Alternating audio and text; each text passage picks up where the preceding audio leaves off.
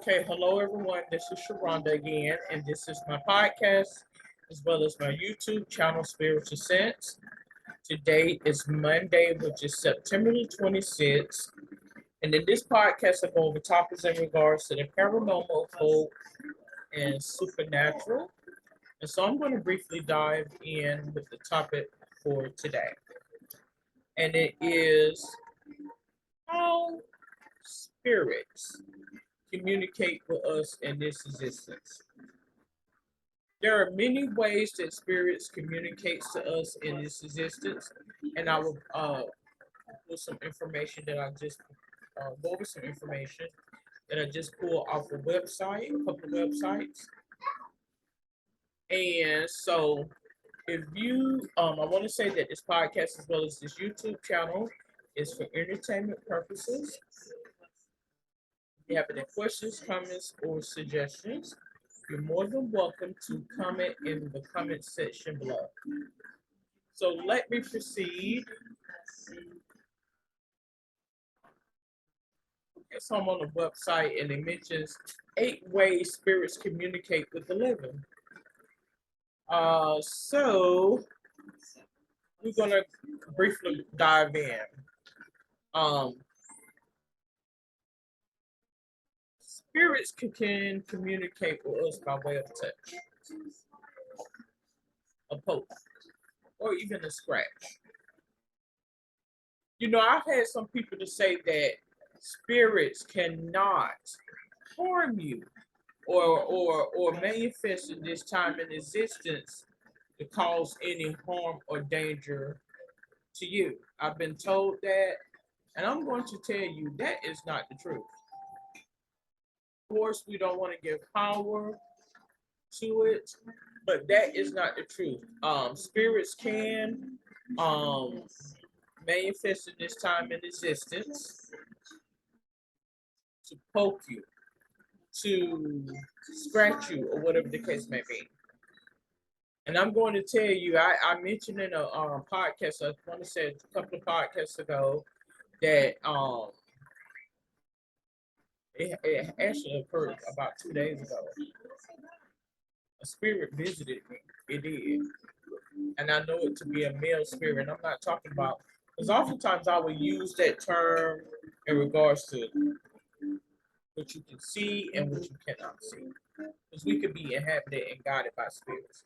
But I'm talking about the unseen, like a ghost or apparition or whatever the case may be. That's what I'm talking about. And so I was laying in the bed, and I wasn't asleep. Well, I was asleep, but I was at that part of the sleep where it's, I guess you would say stage one is two or whatever. But I had been asleep, and I was coming out of my sleep is what it was, and I began to hear like noise within the room. And then as I felt the motion as if someone was sitting on my bed, like at the end of the bed behind me. And I could see in my mind's eye,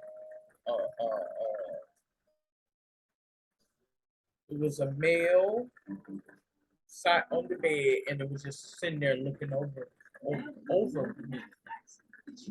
And then it proceeded to scoot up and sit again. So I wasn't afraid because, like I said, I've been experiencing things such as this since I was a little girl.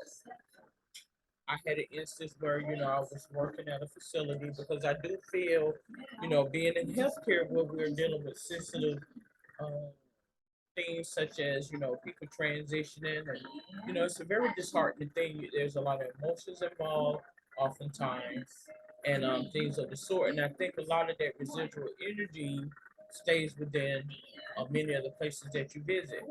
You know, Hospitals, nursing homes, even people's homes. Hotels. I mean, a variety of places where people transition. And so anyway, in essence, saying that to say I had one to come up and poke me in my back. I kid you not. And when I turned around and someone there, it was no one there like someone could do this and then hear it run away. No, it wasn't that. No. So I do know that that does exist. I have no reason to lie. I have no reason to make things such as that up. I don't. There is a significance to it. I know the average person may, who want to be logical and don't want people to think that you're loony. Trust me, I know. Um, what's the significance of that? Well, I think um, I think that if I sit back and think about it, because I didn't really it kind of started me, but if I sit back and think about it, I think it was some type of inclination about something. Because this facility does have a a funeral home close by, so could it very well been something to direct my attention to where where it was located and an energy field that you may be picking up? No. So, but I do know touch is real. It can happen by way of touch. Spirits are said to consist of energy that can be measured by electrical devices.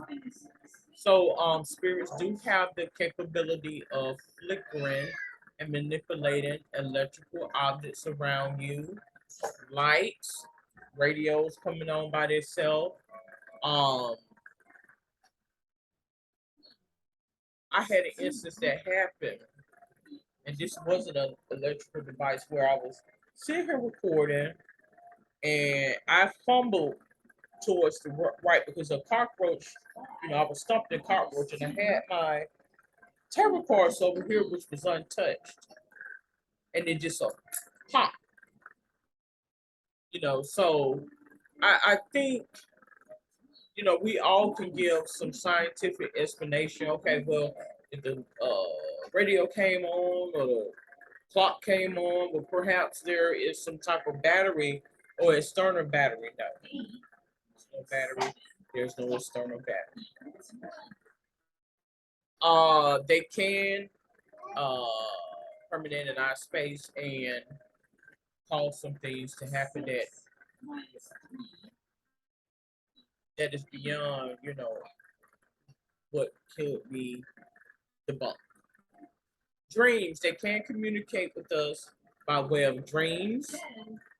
Um, as I did a dream interpretation podcast as well as YouTube presentation, I said, get you a dream journal or a composition book and begin to write down when you feel as though the dream was very significant, like there was some message to words of advice or whatever the case may be, because it can be for prophetic.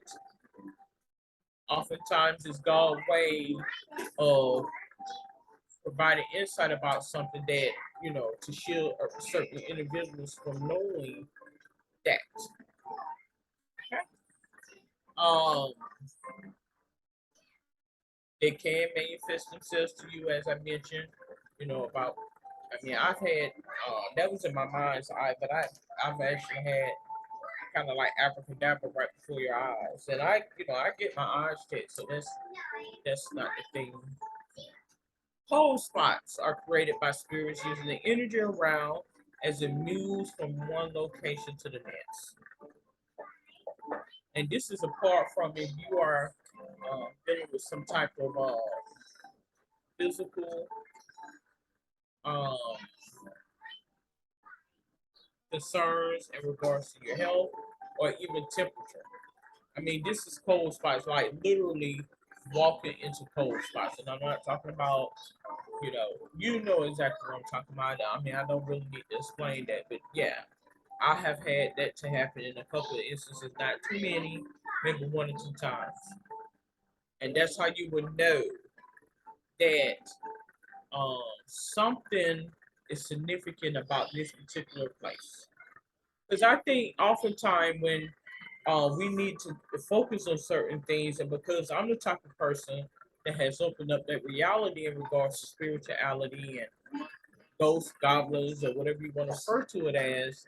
This is God giving discernment and insight about some significance. It would be very well in the location, the lands, or whatever the case may be. Smells, another way that spirits might let you know that they're near is by way of smells. You may smell, the perfume of someone that, you know, passed years ago, and they don't make that perfume anymore. That's what's so significant about it. There's no one around that could have did that. Another way by some spirits uh, communicating and speaking with you is by way of pets, animals. I mentioned this on yesterday. Children as well as animals have a keen sense of the spiritual world realm. Like they're sensitive to that energy. So when something is not right, they will be able to pick up on those energies. Simple as that. And sometimes they will even, speak through children. So it mentions about odd noises and voices. You may hear knocks and, you know, different things to go on within the home unexpectedly. You know, of course, at certain times of the year, different seasons, the house swells and it has to settle because of what? The weather, the elements and things of the sort, or what have you. But I do feel as though they can knock. I've had that happen a few times over the course of my life. Even where I reside now, that has happened a few times. So I do feel as though this is the spirit's way of communicating to you. And if you take note of synchronicity and serendipity, this is God giving you discernment about whatever the case may be. So we'll be in sequence with one another. So we're going to proceed with this next website, and it may go over some of the similar same things that I just mentioned. So it mentions about dream visitations, which is one of the most common um, ways that spirits communicate with us is by way of our dreams. Many people may refer to that as an overactive imagination, looking more in the clouds and not into reality. That is an illusion, things of the sort. But I bet it different. I do. Sense and spirits. I mean, you could be, we all have felt that sensibility where we felt like somebody was standing over us or walking behind us or watching us and things of the sort. So this is another way that they get you to notice and take heed to them. You may feel as though the pressure change or the air may be thick or crisp, whatever the case may be. Again, touch. You may feel their touch, or what have you. They'll make their presence known. Smelling their fragrances. You may have a smell of a loved one or a spirit. Their favorite perfume, cologne. If they smoke, something that they, favorite food or something, as it has mentioned here. Hearing their voice. You may hear the voice of them. And see, that's synchronicity. But you may hear, it mentions the voice of the angel right after I say mention hearing the voice. So whether they got that in sync with this, I don't know. But hearing the voice of someone that you know has transpired around, you will even begin to, if someone who sounds like the person that is speaking. Okay. So then we have electrical activity for those on the other side. Um, their energy connects with us by way of electrical devices. They manipulate the electrical devices. TVs, lights to get your attention, things of that sort. You know, of course, we would have people that try to play on your intelligence and to make you feel as though you are off your rockers. That's why you would know when it's coming from a mischievous, taunting spirit versus God. Songs on the radio, songs that are meaningful to you. And it's not just listening to songs on the radio, but what I'm speaking about is you in your bed and something prompts you to get up at 3 o'clock in the morning and turn the radio on. Like you just walk and turn the radio on and boom, is what I'm getting at. So it's not like a casual just listening to the radio and no. A phone call, since a phone is an electrical object, energy makes a phone call to you. Of course, we all have experienced this where, you could be sitting there thinking of a person that you haven't heard of or heard from in months. All of a sudden, the phone ring is there. Symbolic messages, signs, coincidences, and synchronicity. Um, so they would, give you cues and signs and things around you. You have, small objects, feathers, coins, stones, significant things, animals. Pay attention and take note of certain animals. You have butterfly, birds, ladybugs, dragonflies, things of the sort. You also will have people to do this to taunt you as well. So you will know when it's innocent. Because it's not going to be anything, it's not going to be in the sense where somebody would do it. Like it would be like you're driving down the street and you going somewhere that you going down the street you don't normally take, and two birds just come by and you ask yourself for a sign about something, and this is how God communicates to you by way of these two birds. Flowers, spirits can send flowers in unexpected ways. Of course, it may be an instance where somebody who, you do have people in life that don't have nothing better to do than to come to prove a point. But I'm talking about a flower that blooms and you haven't seen the flower bloom in your grass in months, let alone years. Something significant such as that.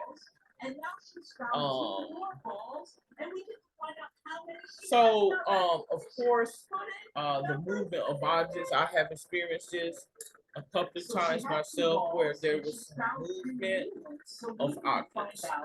Now, I'm not going to sit here and say it was something levitating. No. Do I believe spirits can levitate? I do. Do I give power to spirits levitating or levitating objects or levitating someone out of the bed? No, I don't give power to that, but I do feel as though it does exist. But of course, I would speak that out of existence because, as we know, when you begin to open up that curiosity, then it's going to manifest and present itself. Seeing apparitions and orbs, orbs, apparitions and pictures, photos, cameras, things of the sort.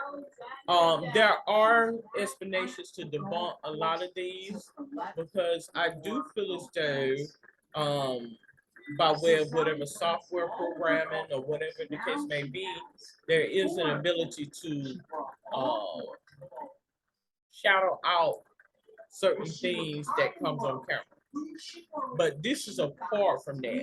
I think a lot of it is when there is a imperfection, or as they refer to it as overexposure. But what caused the overexposure is the point. So, we can debunk, like I mentioned the other day,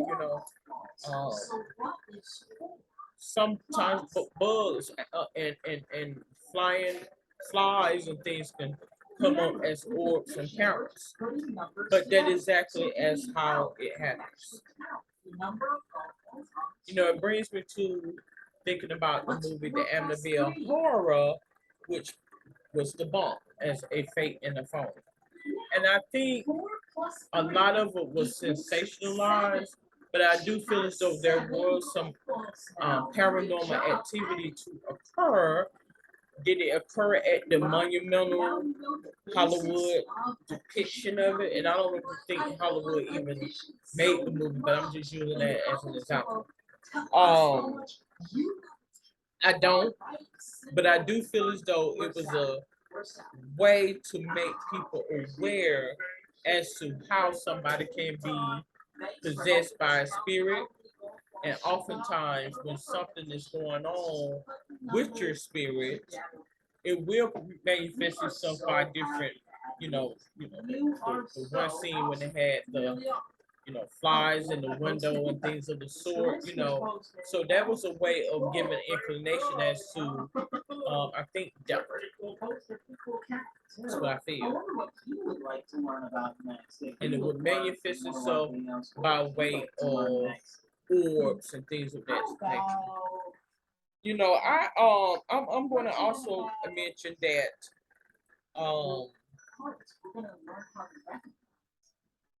I had a security camera installed when I moved into the rental property that I'm in now, and I was sitting there watching this stuff, and it showed me two. Like you can see this right here. This is actually the shadow of my fan. But what I'm talking about was two darker figures, broad daylight. And it was like, okay, this is somebody making it apparent to me to forewarn me about whatever is coming on in this time of existence. So what you'll begin to understand, as I mentioned, the cameras and TVs and things are a distraction. We are being inhabited by spirits. So even if someone who may be a special effects videographer or something for the security company or whomever you have overseeing your security cameras, even if they did do it by way of hacking in to be mischievous, God still uses whom He will and whom He may to relate a message. And trust and believe that wholeheartedly. Okay? So I'm going to conclude this podcast episode speaking on ways that spirits communicate with us. If you have any questions, comments, or suggestions, or a topic for a future show, you are more than welcome to comment below. Until then, you have a safe and wonderful day. Good day.